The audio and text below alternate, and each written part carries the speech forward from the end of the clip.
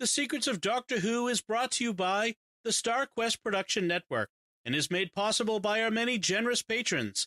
If you'd like to support the podcast, please visit sqpn.com/give. You're listening to The Secrets of Doctor Who, episode 123. One day, I shall come back.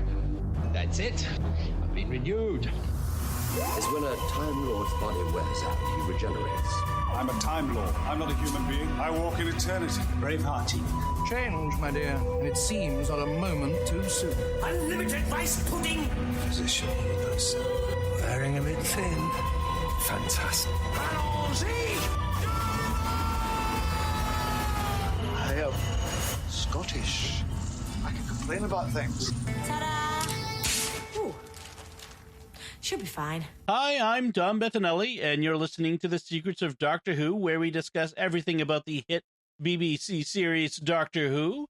And today we're discussing the 7th Doctor story, Delta and the Bannermen. And joining me today on the panel are Father Corey Stika. Hi, Father Corey. How's it going, Dom? Very well. And Jimmy Aiken. Hi, Jimmy. Hey, Dom. Folks, remember to like The Secrets of Doctor Who on Facebook, where we have a Facebook page. Just do a search for Secrets of Doctor Who there. It's easier than me trying to read a URL to you. Retweet us on Twitter, where we're at SQPN. Leave us comments in any place online that you find us. Subscribe in iTunes, Google Play, Stitcher, TuneIn, your favorite podcast app, or on YouTube, where you should also hit the bell to get notifications of new episodes. And above all, please share the podcast with your friends. Help us to keep growing our community of Doctor Who fans. We're having so much fun talking about New Who and, of course, Classic Who, like we're talking about today. And it's a lot of fun. I mean, as cheesy as today's episode can be, there's also a lot of fun stuff in it, too. So I'm really excited to talk about this. And you should share this with your friends, even if they have not watched Classic Doctor Who. They should hear about it from you, that it's fun to listen to. That's for sure. Yeah, I think that pretty well summarizes this story. It's stupid. It's rock stupid, and it's a ton of fun. They're not trying to be intelligent in this. They're just having fun, and it's deliberately absurd. Well, and that's one of the criticisms I read about it online, is that it was a over-the-top campy episode, pun intended, after two over-the-top campy episodes. And so it became disliked because it was kind of more of the same sugar syrupy stuff, where if it had been as a standalone kind of camp episode after a couple of serious episodes, it might have been received a little bit better anyways. Yeah, I can see that. They do eventually get to much darker material with the Seventh Doctor, Sylvester McCoy. But in this one, it in this early series of stories, they were kind of scrambling, I guess, and they have a similar humorous parody tone to them, but it's somewhat different. Like in the previous episode, or the previous story, I'm going to say episode just because I'm an American and that's how I think in terms of TV stuff. But in the previous story, it was Paradise Towers, and that was over the top kind of satire, but it was dark in a way. This is not dark. This is nostalgia. And so it's a parody of something very different. There is a villain in it, but it's not dark in the same way. You don't have cannibal little old ladies and girl gangs running high rises and stuff with Nazi officers. Here you just have the Nazi officers running about with their red popsicle tongues that they stick out as a sign of victory. So let's recap what this episode is about before, so that in case you haven't watched the episode before listening to this.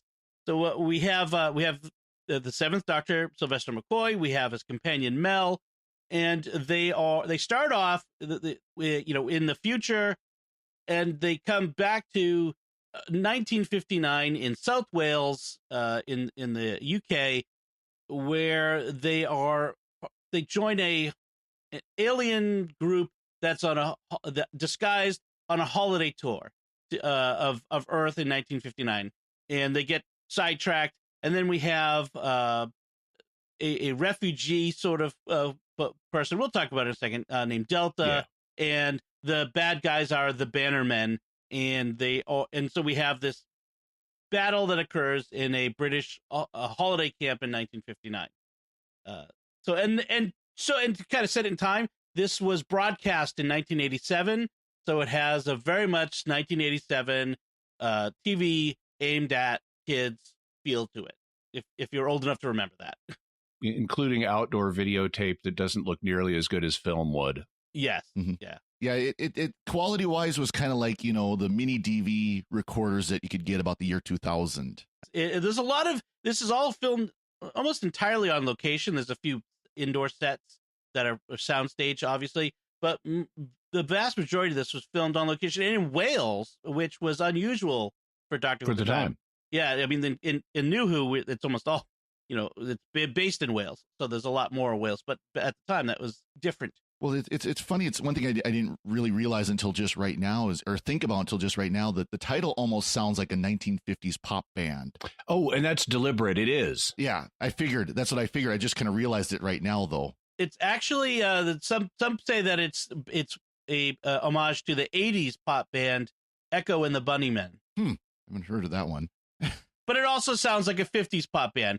That's another aspect of this, is there's a ton of nostalgic 50s rock and roll music in this that plays. Yeah, and they're doing a lot of famous songs. I mean, they've got Why Do Fools Fall in Love, Rock Around the Clock, Singing the Blues, Why Do Fools Fall in Love, When the Red Red Robin, The Honeysuckle and the Bee, Mr. Sandman, Good Night Sweetheart. I was trying to figure out some of it, at least like what they had on the radio, actually sound like the original recordings, which would be plausible because this was 30 years after those recordings were originally done. So they were most likely out of the copyright, or at least, you know, where they would have to worry about licensing as much. They were in copyright. They're still in copyright. Yeah. And copyright goes way longer than that. And that was one of the things I was kind of marveling at was, how did they get the licenses for all this? Because back then, back then, having licensed music in a TV show was a rarity. I mean, it almost never happened. And there was even an episode of Doctor Who from the 60s, which featured the Beatles. But if you watch it now, that scene has been cut out because of licensing issues. Sure. Yep. That's right, because I was wondering about that, because I remember watching, I've got the VH version of that one, The Chase, and it has the original Beatles recording, but then you watch via Amazon Prime, or not Amazon Prime now, but like BritBox or whatever, it's not there. I was wondering about that. Okay. So all of the music it's licensed, of course, from the songwriters. You still have to do that. But the performances were not licensed. It was all re-recorded by the series composer at the time, Keff McCulloch, which is a tribute to him that it all sounded so good. Yeah, it sounded. There's some of it that sounded original version. I mean, there was I could not tell enough of a difference. You know, because sometimes when they have remakes of songs for something like this, it's so obviously different. It's not even funny. Yeah, no, they did. So that's one of the big aspects of this. So the things that set this episode apart is on location. All of this music, for some reason, they decided we're doing a 50s episode of Doctor Who, and so they decided to. It's kind of funny that they're doing like sort of American rock and roll. Most of it, I mean, some of it's not, but most of it. But yet it takes place in Wales because they get diverted. We'll get into the exact plot. This is just to give people a sense. This is the most 1950s-esque 1950s ever. I mean, this is far more 1950s than the actual 1950s. We have, you know, all of this famous rock music happening. We have the pompadour haircuts. We have the bizarre cool guy, cool girl outfits. We've got leather jackets. We've got motorcycles. We have just all kinds of stuff. The only thing that is not 1950s about this is there's nowhere near enough smoking and drinking. Other than that, this is over the top 1950s. Think the movie Grease meets Doctor Who. Yeah. Right. Yeah. Or the Doctor shows up on Happy Days. The Fonz and the Doctor. That would be kind of fun. Anyway, so the another aspect of this is the guest cast. For whatever reason, they did a huge amount of stunt casting of of famous British actors. And American actors. Well, maybe not two American actors, but known American actors anyways. One famous. So one that I wanted to point out was Gavrock, the chief villain here, is played by a guy named Don Henderson. And Star Wars fans might recognize Don Henderson as General Tagg from the Death Star. He was in that meeting with the conference room meeting. He's not the one who got choked by Darth Vader. Mahdi. Yeah, that was Admiral Mahdi. He was the one, sort of the instigator. He kind of threw Mahdi under the bus by goading him into the. He was the one that when Mahdi was being choked, he's kind of doing his collar, kind of like, that doesn't look pleasant. Right. So he obviously has a history of playing bad guys in sci-fi. So he's there. But there's other ones that, I mean, admittedly, I'm not familiar with. But Jimmy, you recognize at least one of them, right? Oh yeah. Some of the so a number of the guest cast are like famous British comedians and stuff, like the guy who tells Mel and the Doctor that they've won this trip to 1959. He's a famous Ken Dodd. Yeah. Yeah. The actor that that struck me though. So we have these two characters in the movie who are Americans. And very American. Very American. And for once on Doctor Who, they're actual American actors. So they're not just Brits trying to fake an American accent. They actually are. And one of them has a Southern accent. That actor is from New Orleans. So so that's actually not inauthentic for him. He's the guy who plays Hawk. But the other guy is a character called Weissmuller. And these two guys are like working for the American space program, which is a big deal in 1959. This is right after Sputnik was launched and we were trying to catch up. And so they're doing something with a satellite for Washington. But I was looking at the Weissmuller character, and they have this kind of R2-D2 C3PO bickering relationship. But I was watching the Weissmuller character, and he's like, this guy is familiar. Who is this? It's Stubby K. And so Stubby K was a very famous actor back in the 50s. He played Nicely Johnson in Guys and Dolls, and he was Marion Sam in the 1959 version of Lil Abner. So he was like the main, other than Lil Abner himself, he was the main male character in that. He was so he was like born in New York. He was a comedian. He performed in vaudeville. He was an actor. He was a singer. And so he actually had some hits, including like in Little Abner. It's a musical comedy about Al Cap's Little Abner Dog Patch series of comic strips. And he co-sings with the Little Abner actor, The Country's in the Very Best of Hands, which is a parody of American politics that is actually even more on target today than it was in 1959. But he does the lead on Jubilation Tea Corn Pone, which is a heartfelt tribute to the most incompetent Confederate general of all time and celebrates all of his many disasters. But this was a big hit in the actual 1959. So I thought it was ironic that here we've got Stubby K in this 1980s TV production set in 1959 with all this 1959 music. And he actually had a big hit in 1959. So he had an effect on the popular music of this year. Unfortunately, since it's based on a Broadway play, it's a show tune rather than a rock and roll tune. So it doesn't fit with their rock and roll theme for this episode. But it would have been really way meta interesting if they had included a few bars of Jubilation Tea Corn Pone here. Yeah. Well, in younger listeners might recognize him as Marvin Acme from Who Framed Roger Rabbit. Yes. Mm-hmm. Which was about the same time that this was. Yeah, I think Roger Rabbit might have been a year or two later, but yeah, it was you're in right 88, about that. But filmed at the same time as this. Yeah. Yeah. Also, the actor who played Hawk, with the New Orleans accent, Morgan Deere, was in a very recent episode of Doctor Who. He had a very small role in the Rosa episode set in the American South, and thus his American Southern accent he came into play there as well. So there's one other aspect of this in sort of the larger sense I want to talk about is almost all of this, the activity, all the action takes place at a holiday camp in Wales. We don't have those.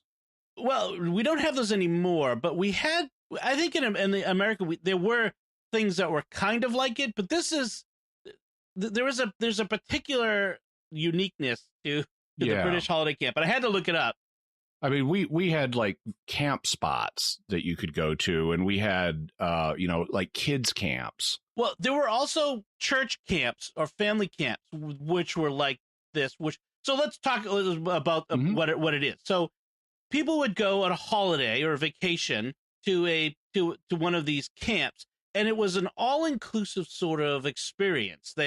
It was also scheduled and somewhat regimented in a sense, and you get a flavor of that in this episode, where people are sort of you expected to or encouraged to stay within the bounds of the camp during your stay.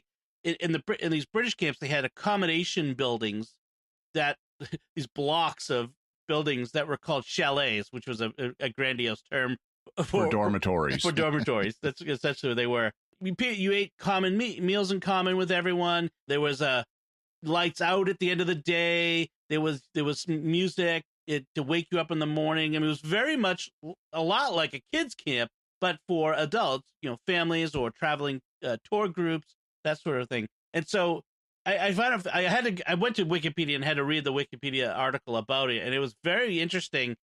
They fell out of favor around the 70s and 80s. They started to be replaced by, the modern version, the all-inclusive resorts, with Sandals or, the Club Med, I guess, was big in the 80s. Yeah, so this is why I would hate going to a holiday camp like this. If there's one thing I don't want to have happen to me on vacation, it's having someone telling me what to do and when to do it. Right. Yes. I mean, I can understand if I'm like on a tour of some place because, someone is providing a benefit as my guide, and so I need to keep up with my guide. But if this is like, and I want to see interesting things, but if I'm just on my own on vacation, if I'm at a resort, I want to lounge around and decide what I want to do. I don't want someone regimenting my vacation for me. Right. You will be up at 8 in the morning, and Yeah, holiday camps have always seemed kind of sinister to me. If you want another show where they kind of have a similar sinister vibe, watch the rock opera Tommy by The Who. Right. Holiday camps play a prominent role in that. Yeah. I'd love to hear from anyone who ever went to one, as a kid, presumably by now. It might have been fun as a kid. As an adult, I'd hate it. Well, exactly. I think some adults would love just the idea that they don't have to make decisions. It's all provided. And in some ways, there was programming for the kids, go do your thing. Programming for the adults, we don't have to worry about the kids. Someone else is taking care of them. And I can see the attraction in that. It's interesting, though. I think cruises have kind of taken that place now, though. Yes. Where you go on a cruise and it's that same kind of structure, although much more elaborate. And of course, you do go on a cruise. Yes, you've got this bar you can go to or that bar you can go to. You got that restaurant. You got that restaurant. You got choices. But it's still, as I understand, I've never done a cruise. My parents have done several, and it's still got a little bit of that regimented. But you're not like 7:30 in the morning. The captain doesn't come on the PA system. Good morning, cruisers. Yeah. Right. I've for work, I've done a bunch of cruises, and it is like it's like being on a floating resort. Now, there is a scheduling aspect in terms of if you want to go on this shore excursion. Well, obviously you have to do it when we're in this port that offers it, and then you have to show up on time to get on the bus. But it's up to you to decide, do you want to go on that shore excursion, or do you want to go to this line dancing thing, or do you want to go play shuffleboard, or do you want to see this comedian? If you do, you need to show up when those activities are scheduled, but it's all up to you. Unless you're a Catholic Answers employee, in which case you are there to serve the Catholic Answers customers. Right.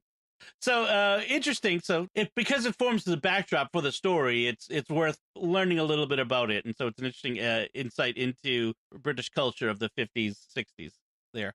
The story itself opens up with this battle between these guys who are wearing these banners on their backs, dressed in black, so they're the bad guys, and Green Army Men, which is exactly what they look like to me. Is like big Green Army That's what Men. they were. I mean, they almost were. I mean, they were that shiny plastic look and all green from head to toe and everything. So even though we're in Wales, they managed to find us a rock quarry to double as the alien planet from the future. Right. There was It's probably the same one they've always used. Oh, yeah, the one rock quarry that is on all planets, and a woman. Her name is Delta, who turns out to be the Shimmeron Queen, is leading these green Shimmerons, and the leader of the Bannermen is Gavrok, and he's the most dastardly of all dastardly villains. If he'd had a mustache, he would twirl it. I was going to say he's so dastardly that whereas normal villains have used mustache wax and twirl their mustache, he has obviously been using mustache wax to twirl his eyebrows. And he's got these sticky up eyebrow horns made that they've used mustache wax to make. And it's like, I've used mustache wax on occasion, but I never thought of doing that with it. Yes, it makes him look very sinister. Then and so the Shimmerons are defeated utterly, except for Delta, who steals one of the Bannerman ships, and she gets away with a mysterious package that she has. And then we have the Doctor and Mel. They're landing at a toll port. So even in the universe of the TARDIS, there are tolls to get from one place to the other, apparently. And they land at a toll port, and they're told, because they're the 1 billionth customer, they've won a free trip to Disneyland in 1959. Now, keeping in mind that Disneyland, that was brand new in 1959. It was just opened. So maybe you get to ride the teacups, but no Pirates of the Caribbean yet. What I want to know is where did they find the old hangar they turned into this toll port? Because that was obviously like an old World War II era hangar. It's actually a warehouse that warehouse, really? Yeah. And according to the TARDIS wiki, it is. Let me see the filming locations. It's the British Tissues hangar in South Glamorgan, which is it must be in Wales. It's now known as Georgia Pacific GB Limited. So Georgia Pacific Paper has taken over, but it's a hangar. It probably previously was a World War II hangar. It's just it had that look like an old style bomber hangar that you see like in the old movies or whatever. Really creepy though. Yes, it was pretty creepy. Well done. And I like the name, which really telegraphs what this is about. The name of the tour company that's taking them back to 1959 is Nostalgia Tours. And it's a group of aliens, these kind of wrinkly aliens who have a transformation arch, which we see later on in Doctor Who. The Navarinos, and the Navarinos are totally non-human. I mean, they are not bipeds. They're purple. When we got a glimpse of one of them, it looked to me kind of like a giant caterpillar. Right. But, or tardigrade. Or tardigrade or something. And they walk through this doorway that's a transformation arch that makes them appear human. Right. And the bus driver, the leader of the tour, is another one of these famous British actors. Murray was played by Johnny Dennis, another actors that has been in things that you recognize, but you probably didn't recognize him in that role. I had to laugh when I saw those aliens, because if you've ever played the game Maniac Mansion from the 80s, late 80s, it's kind of a side-scrolling, click here and do this type game. They had tentacles that looked a lot like these, like just free walking tentacles that looked like these, Navarinos. So Delta lands her ship here at the toll port and sneaks onto the bus to be part of the tour. And Mel is going to ride the bus for the tour, and the Doctor's going to follow along in the TARDIS because he doesn't want to leave the TARDIS behind. And then we switch to, I found this very confusing. We switch to another police box in a field in Wales, and I'm thinking, that looks like the TARDIS. I'm thinking, why is the TARDIS there? Mm-hmm.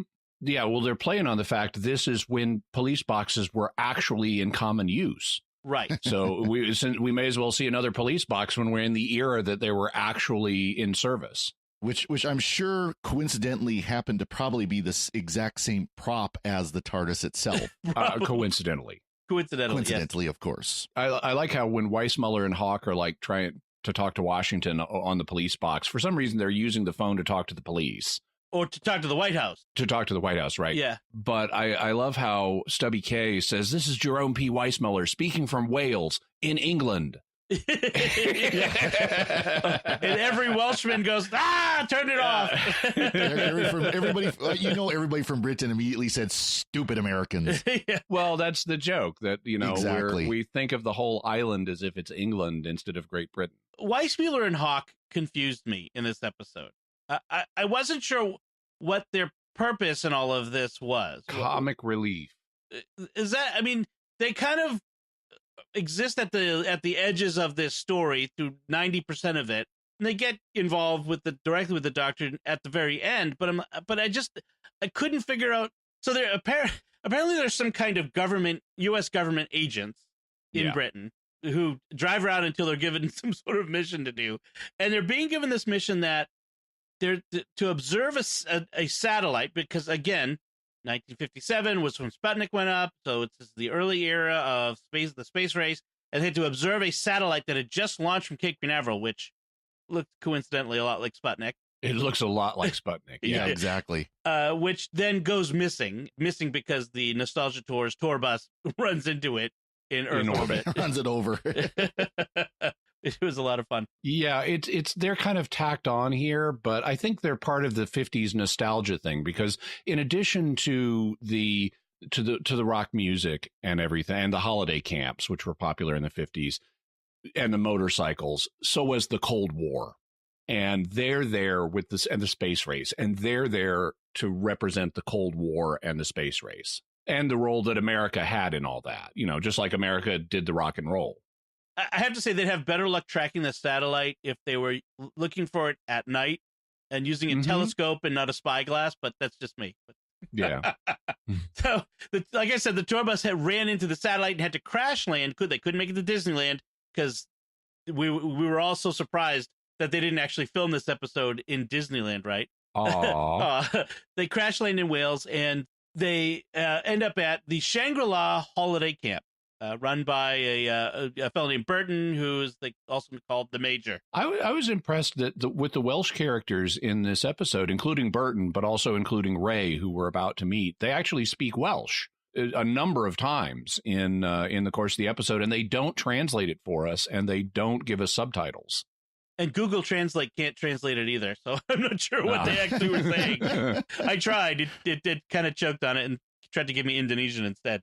I have to say that's probably the first time I've actually ever heard Welsh spoken. I've seen it written out, 500 syllables long, but I think that's the first time I've ever heard it spoken. It almost sounds Icelandic to me. I mean, the languages sound very, very similar. People who have a linguistic background will know better, but for me, I think I understand that Welsh and Cornish are very much related, and they're not at all related to either the Celtic Gaelic or Anglo-Saxon English. It's something totally different. Right. But if you ever want a little experience of Welsh, I think the movie, The Man Who Went Up a Hill and Came Down a Mountain, I think it was called, which it was Hugh Grant and Cole Meany were in that one. Yeah. About is there a mountain in Ireland or not? Or Wales. Wasn't it Wales? I think Ireland, it's Wales. I believe it's Ireland, and they even joke about that. They poke fun at that movie in a Miles O'Brien episode of Deep Space Nine. Okay, nice. Where one of the other characters points out to Miles that there are no mountains in Ireland, just gently sloping hills, and that was the central controversy of the movie he had starred in. Okay, I get it's been a long time since I saw it, so I must have misremembered. Welsh is a member of the Brittonic branch of the Celtic languages. Okay, but it's a separate branch from Irish and Scottish. That much I do remember. Yeah, and you can hear it. It sounds different than Irish and Scottish. It doesn't seem to have vowels. This. Well, no, you can usually identify, like if I'm hearing Irish or Scottish, I can hear a lot of cognates, but I don't hear that as much in Welsh. Delta. So the bus is damaged. Some kind of crystal's broken. The Doctor has to regrow it. Whatever the MacGuffin is there. So Mel and Delta end up as roommates. And then we have the introduction of this character of Ray, this female character who it's implied, or she implies, that she's sweetheart or sweet on this other character of Billy, the mechanic at the camp. But I guess Billy doesn't realize that she's sweet on him. They've been friends forever. That was confusing to me at first. But because Billy, when at this get to know you welcome dance, which he sings that. He also is a rock and roll singer, apparently. He goes gaga for Delta.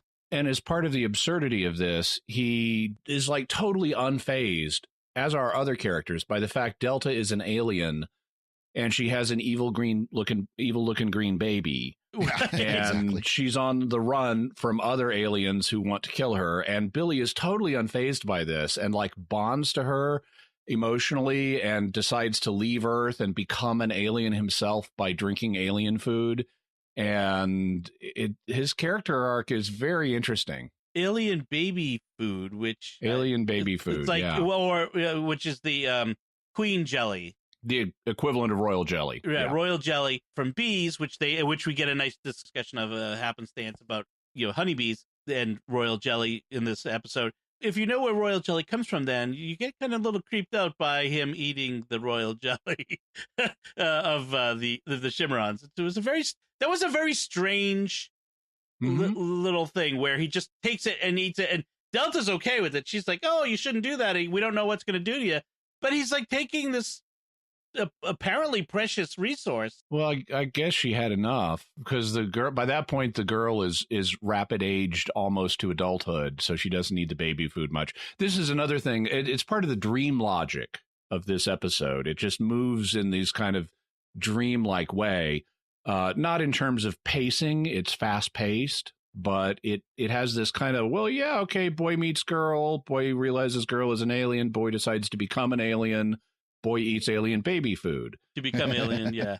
And similarly, the fact that the baby she has rapidly ages in less than a day into a teenager is something normally I loathe rapid aging in fiction because it's too convenient a plot device. But here, this is deliberately absurd, and I'm okay with it. They don't also ignore the fact that it requires massive amounts of energy for someone to rapid age like that, like a child needs nutrition. So they actually incorporate that into the story. Oh, I wanted to comment on Ray. So her name is Rachel, and she's a tomboy. She has mechanical knowledge. She always carries around a toolkit with her, and she's got a leather jacket, and she has a one-syllable name. So I'm going, can I think of anyone else who met the Seventh Doctor who was a tomboy with a one-syllable name, mechanical knowledge, and a leather jacket? Why, that would be Ace, his future companion. And actually, Ray, it's not a coincidence. Ray was planned to be his companion because Bonnie Langford, who plays Mel, was known to be leaving, but they didn't know exactly when she was going to leave. So they wrote the character Ray to be the next companion. So you can see how this would have been an origin story for Ray. The Doctor meets her in Wales. She's got this guy she's sweet on, but he decides to become an alien, so she travels with the Doctor. And the script would have played out exactly the same until Ray's final scene, where she would have gotten on the TARDIS instead of getting on a motorcycle and driving off. Coincidentally, Sophie Aldred, who plays Ace, who will eventually be Ace, auditioned for this role of Ray, which is kind of funny. So, Bonnie Langford was going to leave the series midway through the season, and then chose to stay for the complete season, and so then they had to, I think, scramble to change things around. But Ray has a toolkit with a tool for everything in it, basically. And they kind of talk about that. And we will meet Ace in the next episode. We talk about Dragonfire. The next episode, Seventh Doctor episode, that's when the change happens between the two of them. So the baby, this package that Delta has at the beginning of the episode that she escapes from this planet with, it turns out it's an incubator with an egg or baby, whatever, in it, and emerges this green, scary, wrinkly baby, which was really evil looking baby. It was like the TV show V from the 80s. Oh yes, like the lizard baby in that. This is how it looked when it was emerging. It was. I still have nightmares of that. Only what? Only green. Only green. Yes. Yeah, that was a weird decision on their part to make the alien baby look very alien at first, but then every time you see it afterwards, it just looks like a human baby in makeup, a suit. Yeah, the suit. Yeah. Yeah, it was an odd decision. And this baby rapidly ages. Yeah, I thought it was interesting that, so with the Shimmerons, apparently babies and males are green, and adult females are white. And so the baby progressively gets less green as she ages until as a teenager, she's almost pure white. That's true. Like Delta. Right. Like a Caucasian skin without, although was there a green tint? But it's I think she still has, I think they actually both have a little bit of green tint, but it's not just the skin tone and the makeup they're using on their skin. It's also their costuming. So I assume we're meant to understand that's clothing, although I don't know it for a fact. Well, but Billy wears it at the end. Yeah. Oh, true. But that's after he's eaten the alien food. Yeah. But it's like but his is white, which is interesting because the other Cimarron males we see are green in their clothing, which as those well are soldiers. As maybe that was the difference. That could be. Yeah. The drone bees, if you will. Yeah. Yes. Because the Cimarrons are essentially space bees people. Space bee people. Which is another reason I would not want to become a Cimarron. It's like, ugh. Yeah. Well, so Billy is going to repopulate the Cimarron people. The Cimarrons have been wiped out except for Delta, the young princess who doesn't get a name, and then Billy, who becomes the male Cimarron. And I'm thinking, if he's going to be the father of a new species and the princess is the new queen. I know. Yeah. Children's show. Just ignore it. Because Delta's not. Yeah. I think Billy's in for a shock when he realizes what the mistake he's made here. But so Billy and Delta and the baby go riding off on Billy's motorcycle, which has a sidecar. And this poor baby is sitting there with no helmet, no protection. This is the future of this species, and they're riding around in this open sidecar. 1959. My gosh, yes. The dad in me was very put out by this. I remember growing up, as kids, we'd pile into the back of a pickup truck. It was no big deal. I did that, and we did the station wagon thing too. Yeah, people still do that here. Matter of fact, there was some controversy in my little town in Montana on the Facebook page for the site where somebody was complaining about kids riding in the back of pickup trucks just the other day. So it still Montana. Happens here. Trust me. I've done it as an adult too, but then I was an adult. Montana is barely the United States follow part of the federal union. We're the better part. Oh, did I say that out loud? Yeah, well, the federal laws are just a guidance in Montana. Well, if nothing else, if we don't like it, we'll just go 60 miles north and get into Canada anyways. So exactly. You'll be The Ray and the Doctor team up. They have this experience with this alien bounty hunter who is trying to profit off of revealing that Delta is there to Gavrok, and then Gavrok betrays him because he's such a dastardly character that he betrays him. He's so dastardly he betrays people even when it's contrary to his self-interest. Exactly, because when he shows up, he can't find Delta or the Doctor for that matter because he killed his inside man. Yeah, Gavrok deserved to lose on this one. I like the line that the bounty hunter has where we're having the cliffhanger for part one, and the Doctor the Doctor realizes he's a bounty hunter. He's after me because he can make money off me. And he says, if you kill only for money, then let the girl go. She's of no value to you. And the alien bounty hunter says, oh, I don't just kill for money. It's also something I enjoy. It's such a banal line. It's something I enjoy. Like he's like a cup of tea. No, you're supposed to be like sneer. I love to kill or something. Yeah. It was so blah. I love in the next episode where we have Weissmuller and Hawk are being menaced by Gavrok, the head of the Bannermen, who, by the way, do actually have banners. So it's not false advertising. Some of the Bannermen have these like Japanese-like banners stuck to their backs, but and otherwise dressed like black suited Nazi members of Devo. But at one point they've come across Weissmuller and Hawk, and they've damaged some of their equipment that they were using to try to track the satellite or something. And Weissmuller is like, you've just damaged the property of Uncle Sam. And Gavrok's line is, where is he, your Uncle Sam? That was good. That was good.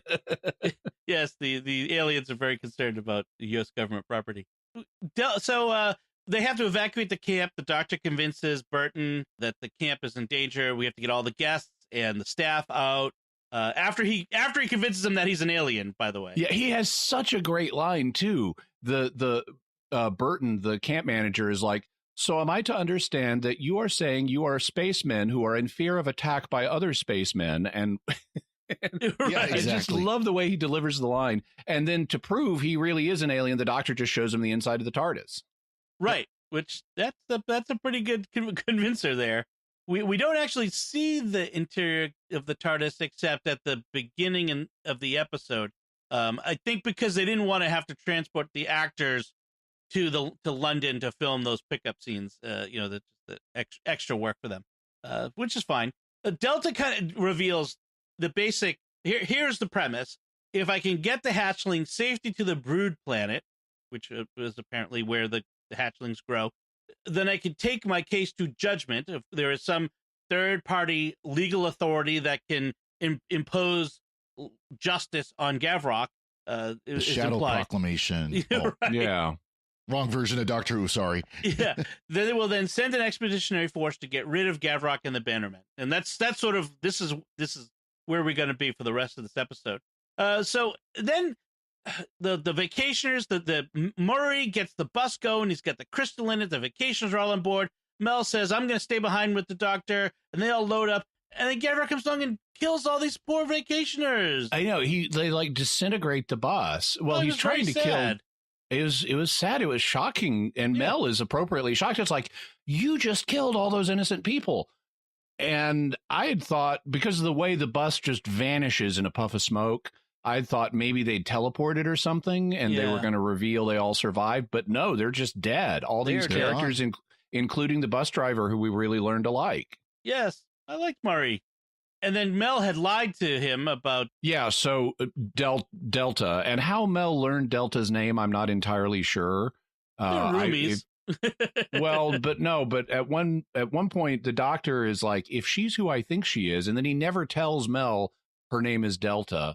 But then in a later scene, it's just he's referring to her as Delta as if Mel knows that. Well, the same thing with the Bannermen. They all of a sudden they just start talking about the Bannermen, and most of the Exactly. people would not have even known who they were. Right. But so Gavrok comes up to Mel and is like, was Delta on that bus? And Mel's like, oh, yeah, she was totally on that bus. She's totally dead now. and then one of Gavrok's guys sees Delta. And it's like, hey, she's over there. You lied to me. And he's going to kill her. But then Burton, the camp manager, convinces him that they're worth more as hostages, which, because finally someone is thinking in Gavrok's best interest here. Mhm. Which is hey, look, dummy, we're better as hostages. Oh, okay. Then there's we have Garanwi, the Welsh beekeeper. Yeah. What an amazing character. He's this Welsh beekeeper. He's a strange old man. Like other characters in this, he's totally not fazed by the fact there are spacemen running around in fear of attack by other spacemen. Right. He's like, oh, alien green baby. Okay, fine.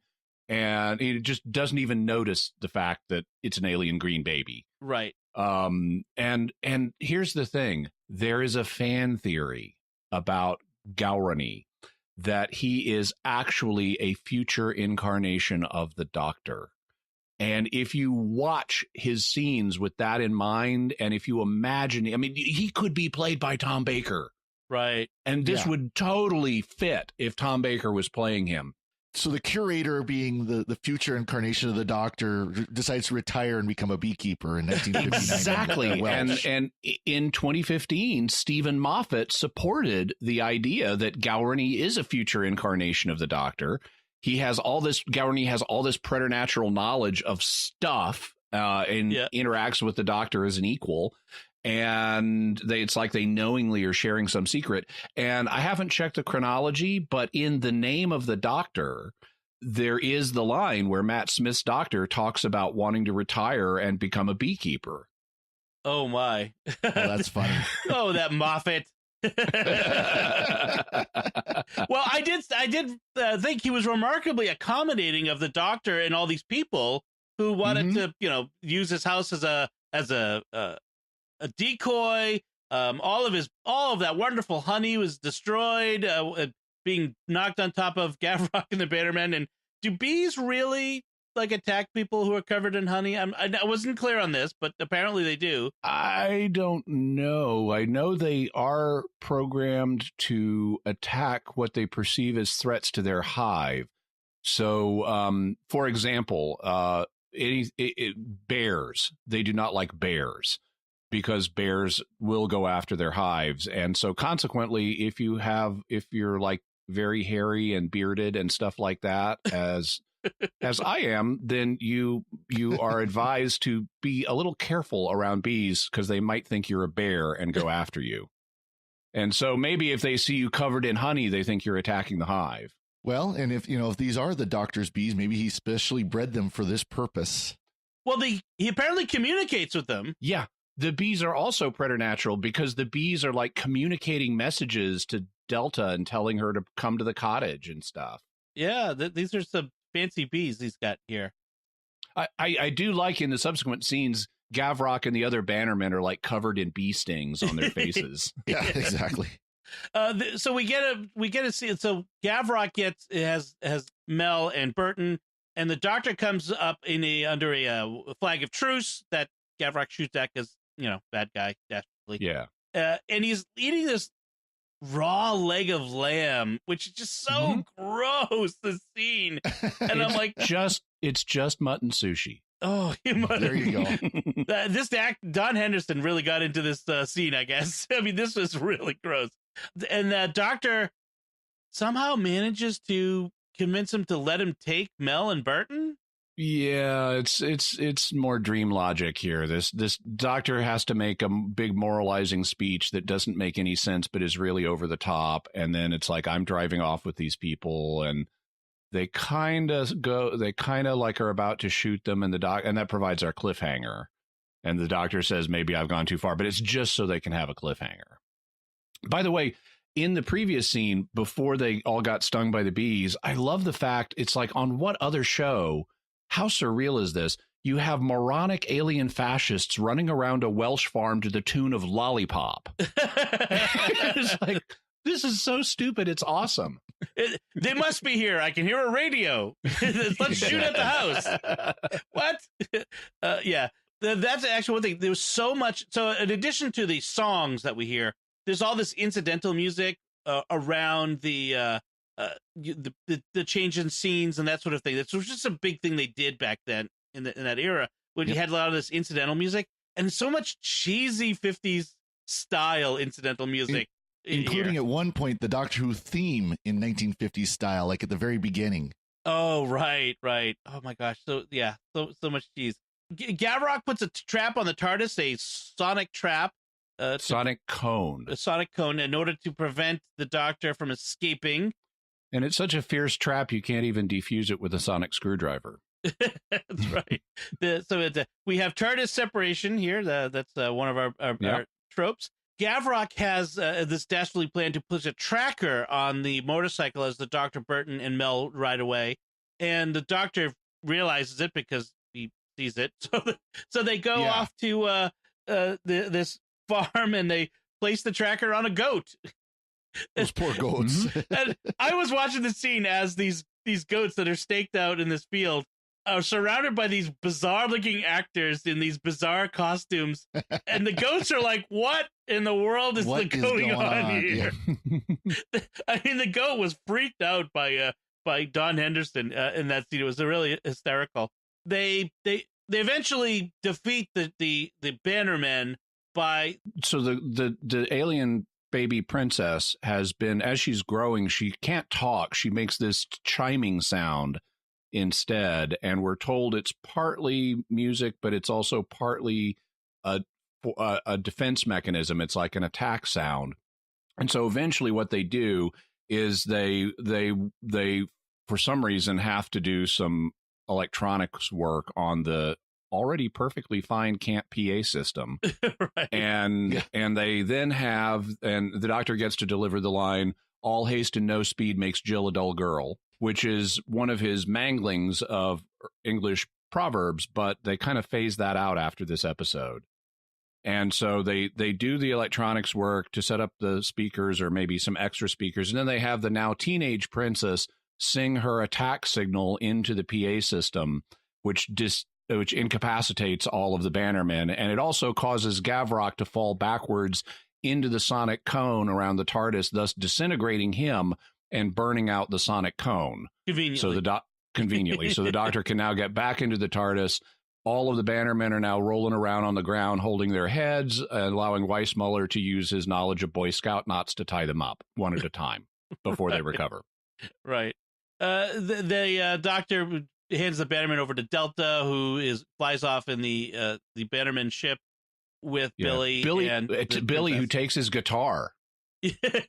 He's got his electric guitar with him. Yes, the Shimmerons are going to have a very interesting culture in the future. Oh, I can just imagine the Shimmeron 1950s-esque love songs about "Baby, sing your attack signal for me." And, oh man! And then the Doctor and Mel fly off as another tour rolls up to Shangri-La Holiday Camp, ready to a Glee club, which apparently goes on vacation together, which is a interesting idea. And that's how the story ends. Yeah. Oh, and Galrani gives the Doctor a jar of honey, which in spin-off material Ace later eats. But when he gives the Doctor the honey, the Doctor says, "Oh, what a sweet gesture." Yes. Sweet gesture. 1928 hibiscus blossom honey, in fact. So, I didn't know hibiscus grows in England. I thought it was it's more tropical in my experience, but maybe. I wonder where Gurani gets his hibiscus blossoms from. If you were the Doctor with a TARDIS, that would be possible, wouldn't it? That would, yeah. More to that theory. And so now that everything's resolved, our final 1950s, or not 1950s, but our final pop tune of the episode is "Happy Days Are Here Again." Yes. And we go out on Gowarny smiling. Right. As if he knows something we don't know. Oh, and Weissmuller and Hawk get their satellite back. It was hanging on the fence for them to take. So they get to be heroes back home as well. So any other notes that we missed on this episode, you guys? Anything Nothing we want here. to bring in? I just thought it was an awesome, stupid episode. It was great. I thoroughly enjoyed it. I mean, there's a whole lot of cheese, but yeah. This is one of these episodes, if you're going in for deep science fiction, you're going to be highly disappointed. If you're just going in for something that's stupid and fun and pop music, it's great. Yeah, that's right. Yeah, it's fun. So we do have a little bit of feedback from our episode on the Daleks in Manhattan and evolution of the Daleks. We did that two-parter recently. It was the 10th Doctor episode where the Doctor and Martha Jones go to 1930s New York, where the Daleks are. Catherine O'Hare says on Facebook, and you'll know why I read this because she's so insightful here. She says Dom's impressions throughout are my favorite part of the episode. Now we know the real reason it's on here. Good for you, Dom. She says my favorite was him impersonating Tallulah, impersonating a New Yorker, but the human Dalek bit at the end was a great bit too. So thank you, Catherine. I appreciate that. Somebody appreciates my accent. Yeah. No one in my home appreciates my accents, especially when I try to use Texas or Irish accents. My wife does not. She just shakes her head at me. I hope they at least appreciate your Boston accent. Yes. Well, especially as my children, my wife shakes her head at my children having that accent. But so, yes. You shouldn't raise your children in Boston if you don't want them to have a Boston accent. Exactly. Children pick up their accents from their peers, not their parents. Well, yes. But as we finish things out, I do want to take a moment to thank our patrons who make it possible for us to create the Secrets of Doctor Who. And today I want to thank by name Lynn F., Suzanne S., Dennis S., Fonseca B., and Mary C. It's through their generous donations at sqpn.com/give that makes it possible for us to continue the Secrets of Doctor Who and all the shows we do at StarQuest. You can join them by visiting sqpn.com/give. So that's it from us. What did you think of Delta and the Bannermen and our discussion of it? Did you ever go to a British holiday camp when they were around, or have any of those experiences? Let us know by visiting sqpn.com or the Secrets of Doctor Who Facebook page and leave us feedback there, or send an email to drwho@sqpn.com. We'll read it on a future episode if you do. We'll be back next time when we'll be discussing the 10th Doctor episode that features the return of the Master in the first time in New Who, Utopia. Spoilers. Sorry about that if you haven't watched it yet. Until then, Father Corey Stika, thank you for joining me and sharing the Secrets of Doctor Who. Well, thank you, Dom. Jimmy Aiken, thank you as well. Thanks, Dom. And once again, I'm Dom Bettinelli. Thank you for listening to the Secrets of Doctor Who on StarQuest. And remember, violence always rebounds on itself. Right. This is going to be fun.